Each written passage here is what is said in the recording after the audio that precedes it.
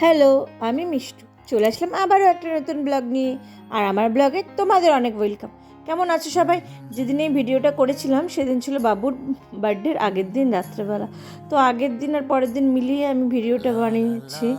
তো রাত্রেবেলা 12টার সময় তোমাদেরকে তো এর আগের ব্লগে দেখিয়েছিলাম যে একটা ছোট কেক নিয়ে এসেছিলাম রাত্রেবেলা ওকে কাটানোর জন্য। তো এবার দেখো সকালবেলা ও স্নান টান করে নতুন জামা কাপড় পরে নিয়েছে।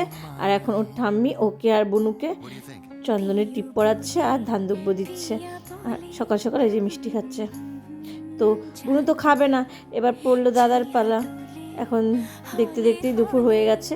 আর এই যে দেখতে পাচ্ছ লাঞ্চের জন্য ছিল পোলাও, 5 রকমের মিষ্টি, দই, চিকেন কষা, ডিমের কষা, পায়েস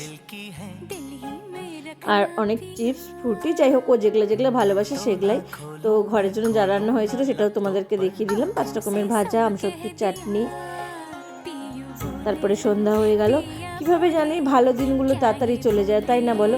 একে একে সবাই ধান দুব্য দিচ্ছিল, ওকে আশীর্বাদ করছিল। তোমরাও সবাই প্লিজ ওকে আশীর্বাদ করো যাতে ও অনেক বড় হয়, মানুষের মতন মানুষ হয় আর সবার মুখে হাসি ফুটিয়ে তুলতে পারে।